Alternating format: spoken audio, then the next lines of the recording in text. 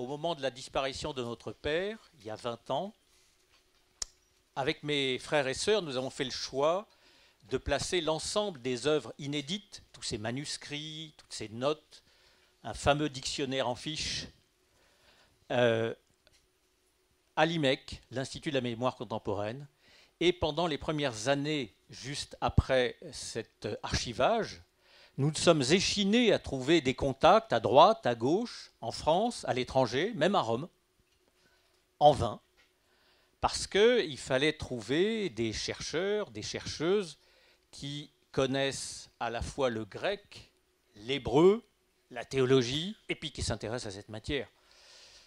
Nous n'avons pas trouvé. Lors d'un séjour de santé l'année dernière, il se trouve qu'une personne très proche de Bruno, de Brunner, m'a un jour interpellé, me disant « Vous êtes monsieur Raphaël Tresmontant, mais est-ce que c'est le Tresmontant de Claude Tresmontant ?» Je lui dis « Ben oui, c'était mon père, disparu il y a 20 ans, presque 20 ans. » Il me dit « Alors je vais vous mettre en contact avec quelqu'un qui a très bien connu les œuvres de votre père, qui se passionne pour ces œuvres de votre père, et cette personne, c'est Brunner, à qui je rends vraiment hommage, qui est venu à la maison, qui a fait connaissance, une coïncidence tout à fait extraordinaire, absolument inattendue, et qui nous a raconté son trajet intellectuel. Bon, Brunner, qui a fait connaissance de mon frère Emmanuel aussi, nous a présenté cette association Tsemar. Bon, et vous voilà, inutile de vous dire qu'après 20 années de pérégrination vaine, eh bien, je suis extrêmement honoré et très joyeux de voir qu'il y a une pousse qui reparaît. Brunner et Bérengère m'ont demandé de porter témoignage. Alors je vais le faire très brièvement. Pas un témoignage, bien sûr, sur la vie privée, encore moins sur l'œuvre intellectuelle de notre père. Un témoignage tout simple de la manière dont notre père était un chercheur. Il était chercheur 24 heures sur 24. Pour lui, il n'y avait guère de différence entre une conversation en famille ou avec des amis et puis des discussions philosophiques avec des interlocuteurs qui étaient de son avis ou souvent hostiles à son avis et qui étaient privés ou publics. C'était tout la même chose. Il n'y avait pas beaucoup de différence entre sa lecture de la Bible hébraïque le matin à 5 heures dans son bureau et puis le fait que, eh bien, il recevait un certain nombre de personnalités et qu'il parlait avec ces personnalités, ben oui, de théologie, des découvertes scientifiques les plus récentes, etc. C'était une période très troublée durant mon enfance. Les blessures de la Deuxième Guerre mondiale n'étaient vraiment pas cicatrisées, elles étaient tout à vif. On était en pleine guerre d'Algérie, je parle de la fin des années 50 et du début des années 60, avant le retour des rapatriés. Et sur le plan intellectuel, on avait à l'époque une division très dogmatique, très sectaire entre, on va dire, les marxistes d'obédience stalinienne. On ne pouvait pas être un marxiste non stalinien à cette époque-là. Et puis les libéraux qui nécessairement devaient suivre le courant américain, le plan Marshall, etc. Il y avait naturellement cette très vive confrontation entre les restes de l'Empire français et puis la volonté décolonisatrice qui apparaissait un peu partout, et puis dans les restes de notre empire ancien. Et néanmoins, il y avait beaucoup de pousses. Il y avait Nietzsche, il y avait Heidegger, il y avait Freud. Bientôt, il y aurait Lacan, il y avait Lévi-Strauss. Toutes ces pousses qui apparaissaient au quartier latin et dont notre père nous faisait mention. Donc, c'était une vie intellectuelle, une émulsion permanente. Et le témoignage que je veux apporter est très simple. Tous les jours, nous, les enfants, ma maman, mon papa, nous vivions ça. Mes parents recevaient très fréquemment de nombreuses personnalités. Alors il y avait des jésuites, il y avait des dominicains, il y avait des pasteurs protestants, des rabbins israélites, il y avait des évêques, des cardinaux même, il y avait des prêtres ouvriers. Et puis il y avait des communistes.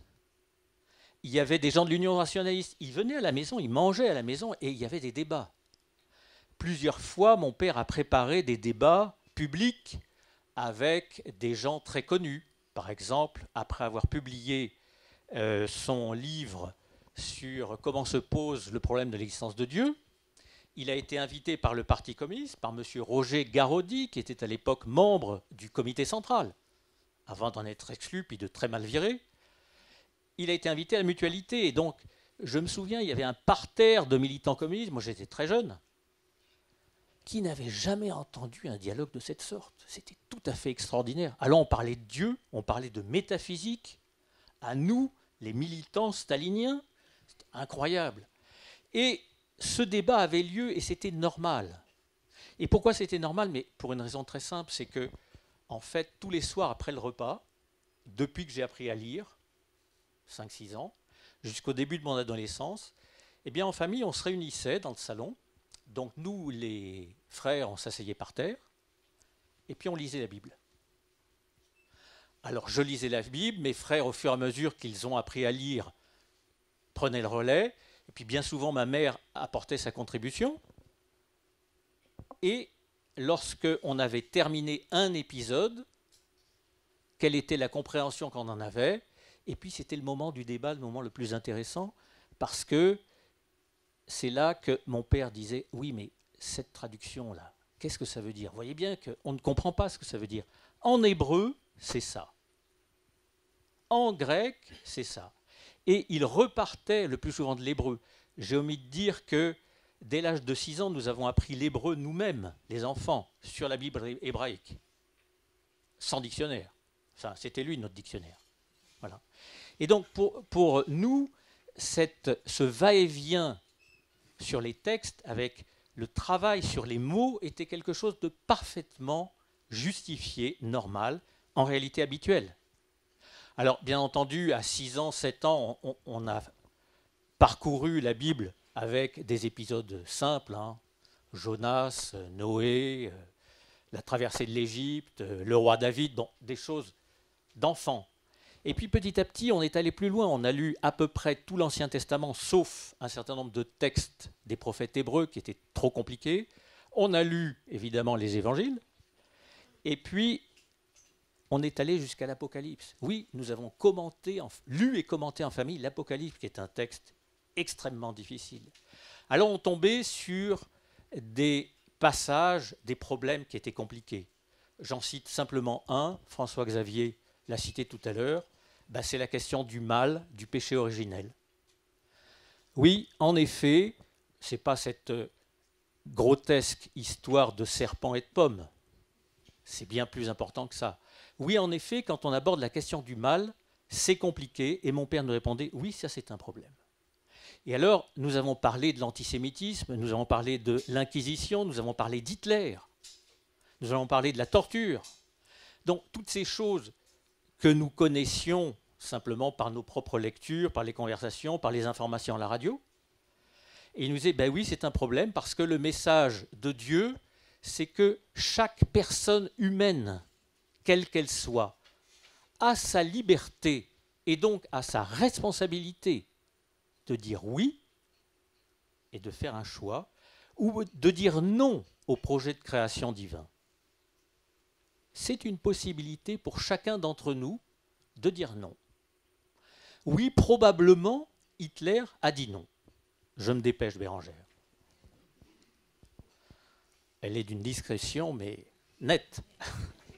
Bon, tout ça pour dire que, évidemment, au fil des ans, il nous est apparu très naturel l'attitude de notre père qui ne méprisait pas, mais qui ne faisait pas attention au cadre établi, aux grilles de lectures habituelles. Une anecdote, lorsque j'étais en terminale, mon père m'a emmené au Collège de France. Jacques Monod venait de commencer son grand cours sur le hasard et la nécessité. Magnifique salle du Collège de France, extraordinaire, assez impressionnante, il y a au moins 500 personnes, c'était plein naturellement. Jacques Monod termine son exposé sur le hasard et la nécessité, et mon père se dresse et lui pose la question suivante. Monsieur Monod, merci de cet exposé limpide. Pouvez-vous nous dire quel est votre point de vue sur la métaphysique que l'on pourrait associer à votre compréhension du Big Bang et de tout ce qui a suivi? Alors, comme on sait, il y a un nombre limité de métaphysiques. Et dans le domaine, en l'occurrence, dans le domaine des métaphysiques matérialistes, ben, il y en avait deux à l'époque. Il y avait la métaphysique marxiste, soviétique, Oparin, c'est-à-dire un biologiste, un biochimiste soviétique qui avait imaginé qu'il y avait une sorte de soupe primitive après le Big Bang, et que dans cette soupe primitive, tous les éléments nécessaires à la compréhension, à la création, à l'évolution de la vie préexistaient, ils étaient en potentialité préexistants, et que par conséquent, l'univers était l'être unique, existant de toute éternité, mais évoluait dans sa configuration. Et le point de vue de M. Monod était fort différent. Il était de dire, et c'est ce qu'il a répondu à mon père, voyez, l'élégance de ma propre théorie à moi, Jacques Monod, est simple. Contrairement à M. Oparin, qui voit une situation stable de toute éternité, et contrairement à votre métaphysique, à vous, Tresmontant, qui avez une vision téléologique, c'est-à-dire il y a nécessairement une évolution qui est prédirigée par un être externe. Moi, ma théorie est élégante.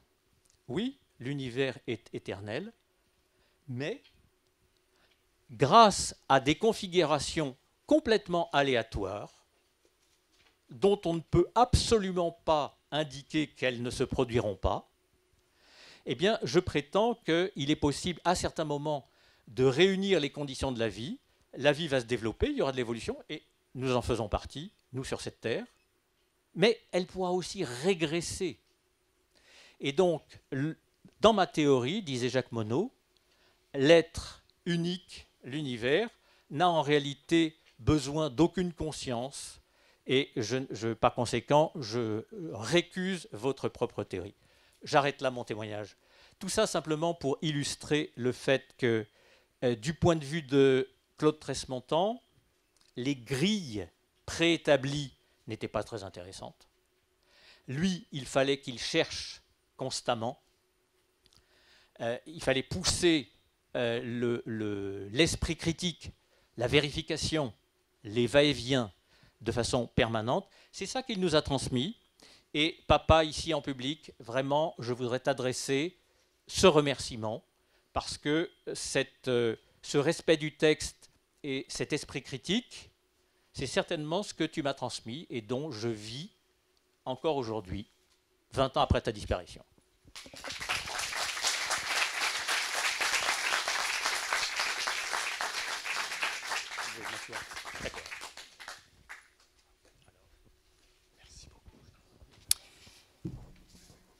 Donc mon témoignage est vraiment très différent de celui de mon frère. Pour une raison simple, c'est que, enfin pour des raisons familiales qui ne dépendaient pas de moi, je n'ai pas connu mon père jusqu'à mes 21 ans.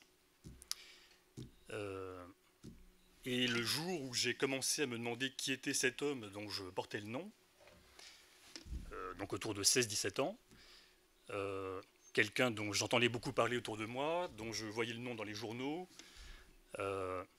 qu'un jour j'avais découvert à la télévision alors que j'avais 11 ans, je séchais l'école. Donc je n'avais pas d'autre solution que de commencer à lire ses livres. Et ça a été un véritable choc parce que en lisant ces livres, donc j'avais 16-17 ans, je dirais que d'abord c'était de l'hébreu. C'est-à-dire que, comme Harry Potter, je découvrais un monde parallèle. Je découvrais des noms dont je n'avais jamais entendu parler. Yeshua de Nazareth, Shaoul de Tarse, Don Scott, Maurice Blondel, Teilhard de Chardin. Ce n'est pas des gens dont on m'avait parlé à l'école. Rassurez-vous, on ne m'en parlerait pas davantage plus tard à l'université en classe de philosophie. Donc, il m'a fallu quand même un moment pour essayer pour entrer dans cet univers. Et je peux dire 30 ans plus tard que finalement, en voulant savoir qui était mon père, j'ai trouvé un homme qui m'a donné les clés, qui m'ont permis d'accéder à une autre vision du monde possible. À 21 ans, je lui ai écrit, il habitait rue Lomont, à 2 pas d'ici, je lui ai rappelé que je portais son nom, et donc nous nous sommes vus, place de la Sorbonne, face à la statue du sinistre Auguste Comte, que Claude considérait comme le fondateur d'une secte castratrice pour l'intelligence. Donc je lui ai dit que je n'étais pas là pour le juger en tant que père, qu'au contraire je voulais recevoir quelque chose de lui. Et notre dialogue fut très beau et dura jusqu'à sa mort en 97. Et de ce dialogue, je garde un souvenir intact, comme si c'était hier. Je pense avoir mieux compris l'homme, mais aussi le penseur. C'était quelqu'un à la fois de très doux, de très attentionné, et en même temps de très pugnace. C'était à sa manière un combattant qui allait sur le front de la pensée. Il avait un côté paysan, c'est-à-dire quand je parlais avec lui, c'était un homme de la terre qui était toujours enraciné dans le réel, qui avait un sens du réel aigu, qui n'avançait aucun argument sans l'avoir vérifié avant. Et donc discuter avec lui était vraiment aussi enrichissant que de lire ses livres ou d'assister à ses cours.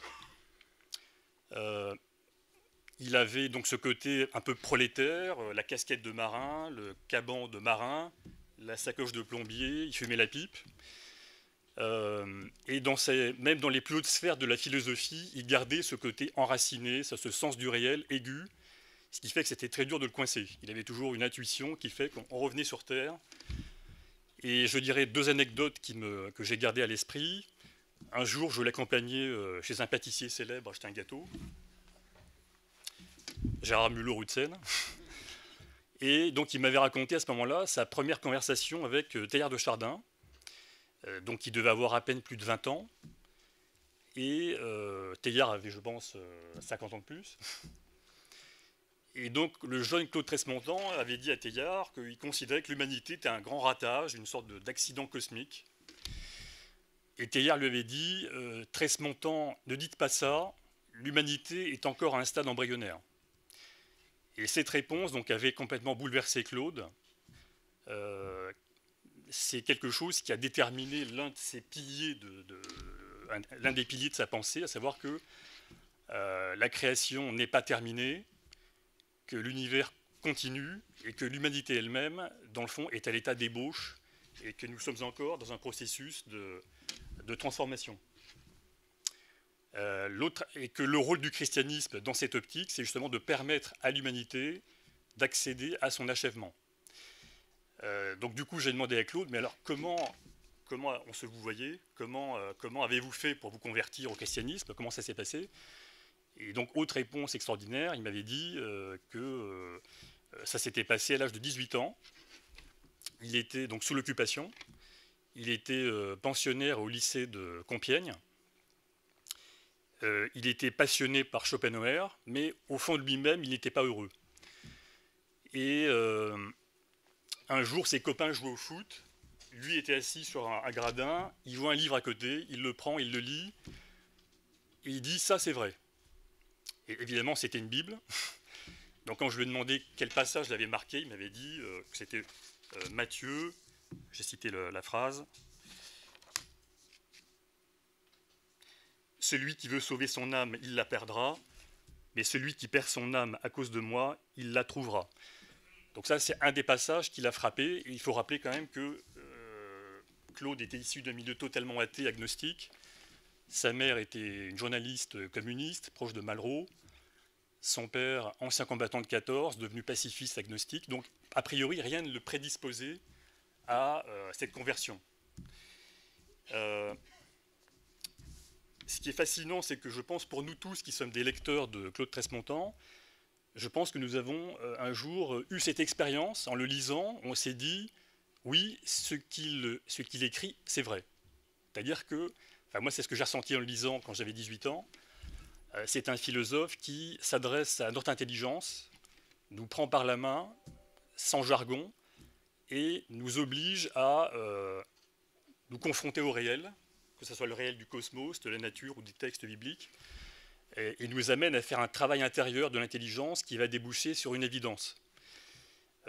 Personnellement, par exemple, j'ai été très marqué quand j'avais lu on pourrait dire sa preuve de l'existence de Dieu, formulée en 66. D'un côté, l'ontologie de Parménide, donc l'univers, l'être ne peut pas sortir du néant absolu. S'il y a eu du néant absolu, aujourd'hui encore, il y aura encore du néant absolu, donc il y a toujours quelque chose. Et de l'autre, les découvertes fondamentales de l'astrophysique, à savoir que l'univers a commencé à une histoire, s'use et se terminera un jour, que par conséquent, on ne peut pas dire que l'univers soit le seul être. L'autre analyse, c'est bien sûr le Christ hébreu, à savoir que Claude nous démontre que les textes des évangiles ont été écrits en hébreu, du vivant même du Christ sous forme de notes prises sur le vif, et traduites en grec avant la destruction de Jérusalem en 70. Dans les deux cas, c'est quelqu'un qui avance des arguments, qui analyse et qui vérifie. Et j'attendrai que ceux qui prétendent ignorer son œuvre prennent au moins la peine de le réfuter. Mais jusqu'à présent, je n'ai pas eu de réfutation sous les yeux. De son vivant, Claude a exercé son influence par ses livres, bien sûr, qui se vendaient, d'après M. de Guibert, encore à quelques dizaines de milliers d'exemplaires dans les années 90, ce qui paraît invraisemblable aujourd'hui, par ses cours. Et donc je me souviens de ses cours à la Sorbonne, où, dans le fond, il ressemblait un peu à une sorte de saint Thomas d'Aquin tombé en plein XXe siècle. C'était quelqu'un qui était, pour moi, un antidote à l'athéisme. Et je cite ce témoignage donc, du père franciscain Yves Touraine, qui m'a raconté donc, cette histoire extraordinaire. En 1974, j'étais un pur Nietzschéen, donc me dit Yves Touraine. Avec un accent du sud-ouest que je ne vais pas vous prendre la peine d'imiter, parce que ça serait ridicule. J'étais athée et nihiliste jusqu'à la moelle. Autant dire que j'étais perdu dans tous les sens du terme. Je voulais tout foutre en l'air, à commencer par moi-même, car la vie n'avait pas de sens pour moi. Dans cet état d'esprit, je me suis retrouvé à la Sorbonne à suivre le cours de Claude Tresmontant consacré à la connaissance de l'existence de Dieu à partir du donné fourni par les sciences de l'univers et de la nature. Je me suis dit, en entrant dans la salle, tiens, c'est peut-être un catholique un peu moins con que les autres. Ce fut une révélation. Cet homme m'a littéralement sauvé la vie. Sans lui, je me serais certainement suicidé. Alors il faut dire qu'effectivement, à l'époque, Claude était vraiment un philosophe extrêmement rare à la Sorbonne. Et il m'a souvent dit que dans les années 70, beaucoup d'étudiants se suicidaient, mais c'était un tabou. On ne pouvait pas en parler. Je me souviens malheureusement qu'au début des années 90, Claude était comme le prophète Jonas à Ninive, c'est-à-dire qu'il était totalement seul. Et j'ai vu un jour le président de Paris 4 dire à ses étudiants « Surtout, n'allez pas au cours de Tresmontant, ça ne sert à rien ». Donc c'est pour vous montrer le climat de l'époque. Aujourd'hui, le constat est un peu triste au sens où 20 ans après sa mort, effectivement, c'est un auteur qui est oublié, qu'on ne cite plus. Ses livres sont très difficiles à trouver, même à la procure. Cette ostracisation de son œuvre est révélatrice de ce que René Guénon appelait l'âge sombre. Donc je cite René Guénon. Selon Guénon, nous serions entrés dans un cycle que la doctrine hindoue appelle le Kali Yuga, c'est-à-dire l'âge sombre. Les vérités qui étaient autrefois accessibles à tous les hommes sont devenues de plus en plus cachées et difficiles à atteindre. Ceux qui les possèdent sont de moins en moins nombreux. Et si le trésor de la sagesse non humaine ne peut jamais se perdre, il s'enveloppe de voiles de plus en plus impénétrables qui le dissimulent au regard et sous lesquels il est extrêmement difficile de le découvrir. Donc je pense que c'est la situation d'aujourd'hui. Néanmoins, j'avancerai 3 arguments pour nous redonner un peu espoir. D'une part, tous les grands créateurs ont connu des traversées du désert semblables. Je pense à Vermeer, à Bach. Il faut y aller ? Donc le fait que son œuvre soit oubliée, finalement, est assez normal. Deuxièmement, tous les témoignages nous montrent qu'il y a une nouvelle génération de lecteurs, et je pense que ce colloque en est la preuve. Donc sa pensée continue à agir sur les jeunes philosophes. Et troisièmement, comme je le disais, je n'ai pas connu de réfutation objective de ces analyses. Donc le but de ce colloque serait de permettre à son œuvre d'exister à nouveau et que sa pensée fasse l'objet de débats contradictoires. Je terminerai en disant un point peu connu. Je ne sais plus quel écrivain disait que pour savoir ce que pense un philosophe, il faudrait l'avoir vu face à la mort. Et de ce point de vue, eh bien, voilà, on peut témoigner du fait qu'en avril 1997, avant de tomber dans le coma, on a proposé à Claude s'il voulait sa Bible hébraïque. Et il nous a dit non, je la connais par cœur.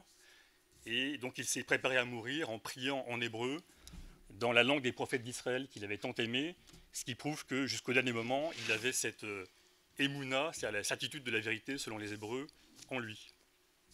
Voilà, j'avais d'autres choses à dire, mais enfin, Merci beaucoup, beaucoup.